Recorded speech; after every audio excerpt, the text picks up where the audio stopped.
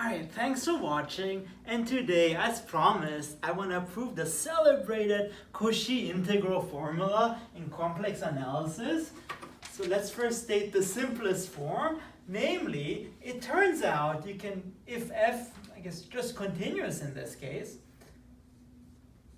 is f is continuous, then you can write the number f of z naught as an integral, namely, it equals to 1 over 2 pi I integral over a contour, or any contour in fact, of f of z over z minus z naught dz. It's really cool, and I cannot emphasize how powerful it is. It's the thing that makes complex analysis going. In fact, for a variant, which I'll prove later, it's used, for example, to show Liouville's theorem, which I've done in a previous video. Okay, and how do you do that? So, first of all, I wrote C a contour. Turns out you can use it for any contour, like circling CZ naught. So, fact 1. This integral is independent of the path.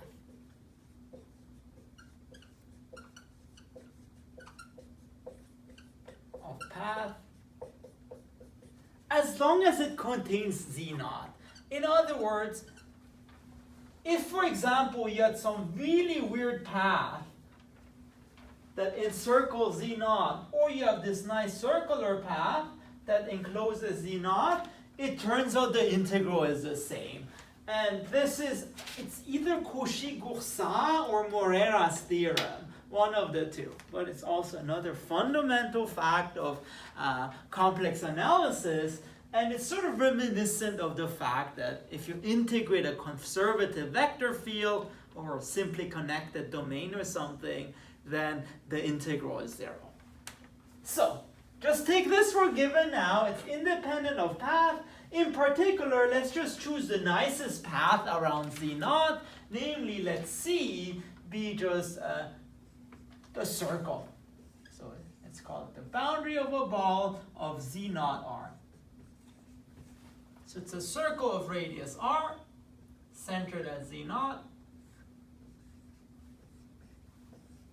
It's in the counterclockwise direction, and the nice thing is we have some leeway in choosing r, because for every r it gives us the same answer by independence of path. Here's one fact we needed. Now here's another fact which I do prove.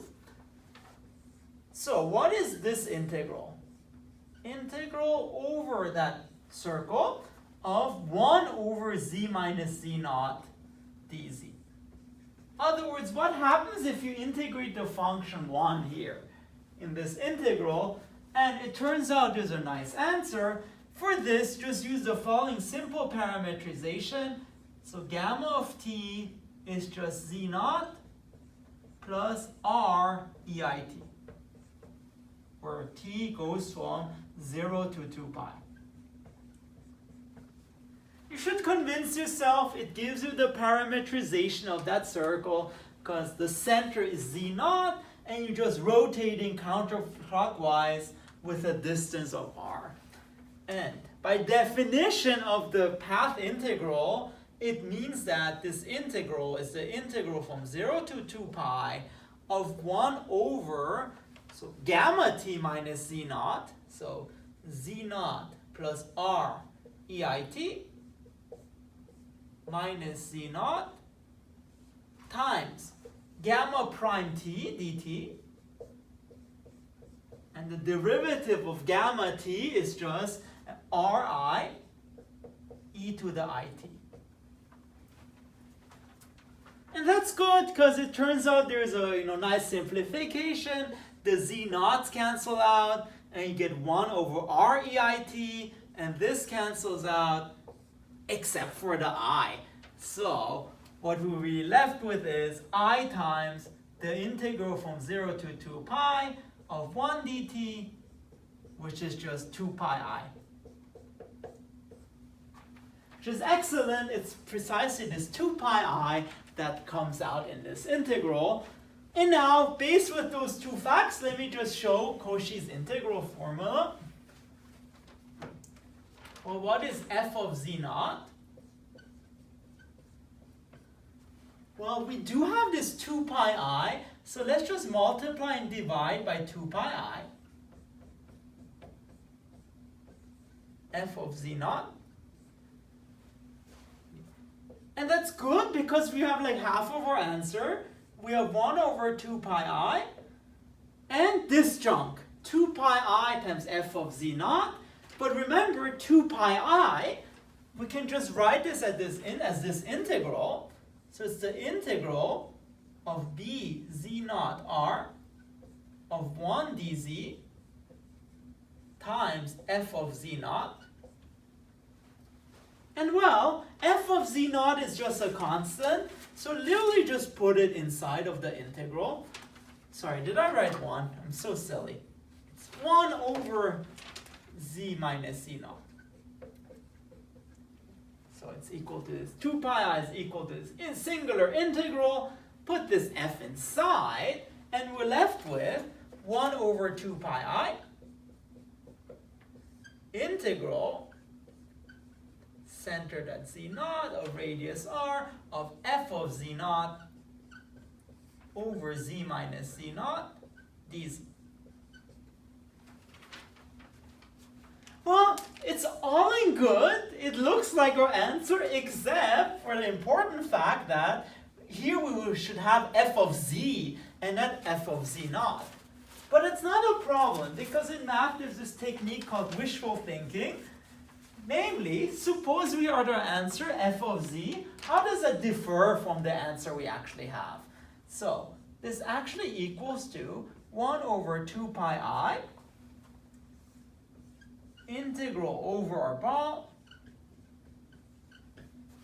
of, namely, f of z naught minus f of z, over z minus z naught dz, plus our actual answer that we want, 1 over 2 pi I integral over this thing, r f of z and z minus z naught dz. So you see, this is the answer that we want, and the question is, how does it differ from the answer we started with? So the idea is, show that this term is small.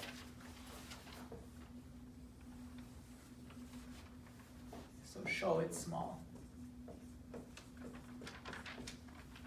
How do we show it small? Well, remember, so far r was pretty much arbitrary. So what we sort of want to show is, if r is small enough, we can actually make this integral small.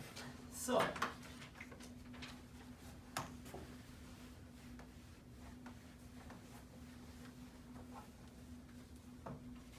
now, and also to show something is small, it's the usual absolute value trick. 1 over 2 pi I integral over this ball, or this sphere, circle. Okay, so f of z naught minus f of z over z minus z naught dz. Okay, again, absolute value of this is 1 over 2 pi, and you put the absolute value inside of that integral, or f of, I guess, z naught minus z, but you can just change it. Doesn't matter. So f of z naught minus f of z over z minus z naught dz. All right, 2 remarks are in order. First of all, you have this ball centered at z naught n of radius r. So the boundary is precisely this set. It's the set of points which have a distance of r from z naught. In particular, absolute value of z minus z naught that equals to r, because we're precisely on that boundary. So that equals to 1 over 2 pi r integral of b of z naught r I guess, f of z naught, or let me just change it because it's absolute value, f of z minus f of z naught dz. All right, then, I mean, there are a couple of ways of doing that. You can use this Liouville density argument, saying this is just the average value, and for a continuous function, the average value goes to 0. But let's just do it in a more elementary way. Let's just reprove this, actually. So, I forgot to mention, but f is continuous, and because f is continuous, we can actually estimate this. So, given epsilon greater than 0, since f is continuous, there exists an R, usually called delta, okay, such that if z minus z naught is less or equal to R, f of z minus f of z naught is less than epsilon. And again, yeah, it's weird that I put less or equal to R, but just choose R small enough such that this holds. In particular, with that R,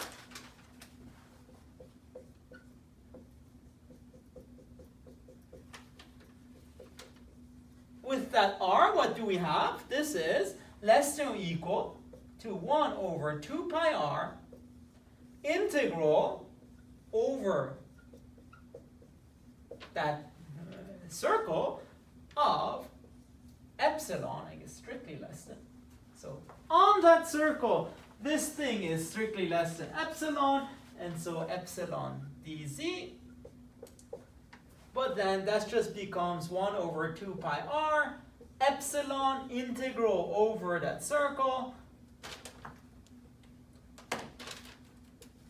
z naught r 1 dz, but the integral of 1 is just 2 pi r, so it's 1 over 2 pi r epsilon times 2 pi r.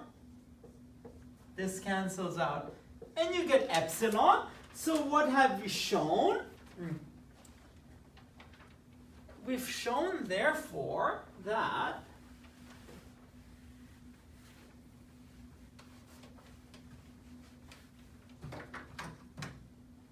f of z naught equals to something less than epsilon. So I guess equals, again, to 1 over 2 pi I integral over this ball, or f of z naught minus f of z over z minus z naught dz. And this term is strictly less than epsilon absolute value plus integral over 2 pi I integral of b of z naught r f of z dz. Now you may object, well, this r, it sort of depends on this epsilon, but what saves us is, remember, this integral is independent of path. So, again, equals to this f of z over z minus z naught dz.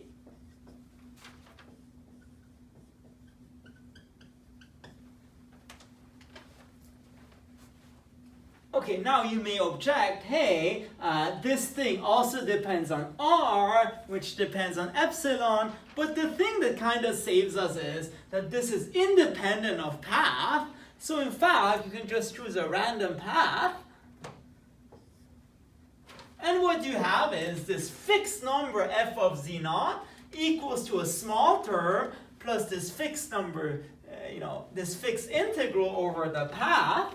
And therefore, as letting epsilon go to 0, you actually find that f of z naught equals to this integral. So that equals to 1 over 2 pi I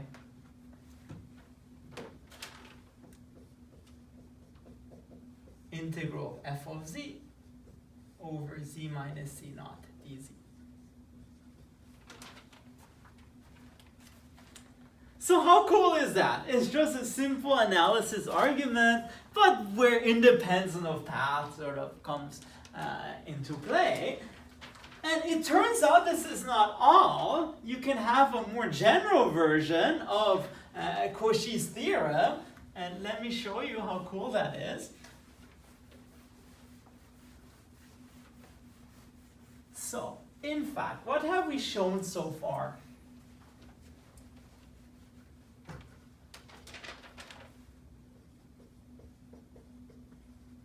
So far what we have is that f of z naught is 1 over 2 pi I integral over any contour f of z over z minus z naught dz. It turns out, and here's the cool thing, you can actually differentiate this identity with respect to z naught. So if you differentiate it with respect to both sides with respect to z naught, what you get is f prime of z naught equals to 1 over 2 pi I integral over c f of z of, so you would have a minus 1 over z minus z naught squared, but using the Chen-Lu, you have this extra minus sign, and so you have z minus z naught squared dz. This is not a very rigorous argument, and I'll give you a rigorous proof soon, but it turns out you can use the same trick over and over again, and you find that the nth derivative of z naught is 1 over 2 pi I times n factorial over the contour of f of z over z minus z naught to the n plus 1. This is what makes Cauchy's integral formula so great, because it not only relates f with an integral of f, which is silly, but it relates the derivatives of f with an integral over f. And let me give you a proof, at least in the case where n equals to 1. So what is f prime of z naught? Well, by definition, that is limit as h goes to 0 of f of z naught plus h minus f of z naught over h. But again, you have those two functions. You can write them using our previous Cauchy integral formula. So that is limit h goes to 0 of 1 over h of 1 over 2 pi I. Let's see. Let me write this way. 1 over 2 pi I integral over some contour of f of z over usually z minus z naught, but here we want z naught plus h dz minus integral over some contour f of z over z minus z naught dz, sorry, and also 1 over 2 pi I. Now, you might object, well, we have two different contours, strictly speaking, but remember, those contours are independent of path, so we can actually choose the same contours, provided that they go through both z naught and z naught plus h, but that's not a big problem, because z naught and z naught plus h, they're pretty close to each other. So in fact, this is legitimate. Okay, and well, those look so similar, let's just put them inside one integral. So limit h goes to 0 of 1 over h, 1 over 2 pi I, integral over z of f of z, and then 1 over z minus z naught plus h, and minus 1 over z minus z naught, dz. Okay, now one thing you can do, we can put this 1 over h inside the integral. Okay. And I'll also do something very naughty. I'll also put the limit inside of the integral. but which I think is justified because f is differentiable, and then this function is also differentiable. So you can probably use some Lebesgue-dominated convergence for that. But let's just assume in this case that we can put the limit inside the integral. Then we get 1 over 2 pi I integral over c of f of z of the limit as h goes to 0 of, now what do we have? 1 over z minus z naught minus h minus 1 over z minus z naught over h dz.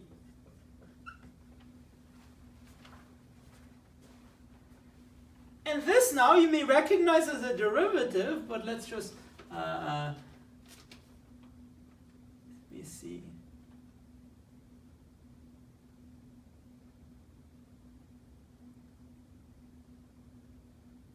Yes, so this you may recognize as a derivative, except with this minus.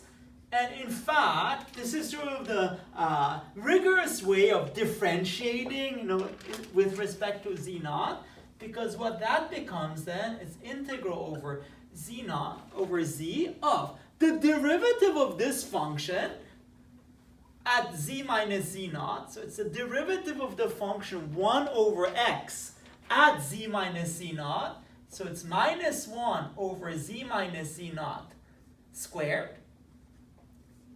But because we have this minus h, we're differentiating in the opposite direction, and we have to have an extra minus sign. So we have that, and we're left with, in fact, 1 over 2 pi I integral over c of f of z over z minus z naught squared dz. And what have we shown? We've shown that in fact f prime of z naught equals to this thing. And you can just repeat this over and over again, or use an induction argument to show it's also true for higher derivatives. And therefore we get Cauchy's integral formula. Alright, so if you like that and you want to see more complex analysis fun, please make sure to subscribe to my channel. Thank you very much.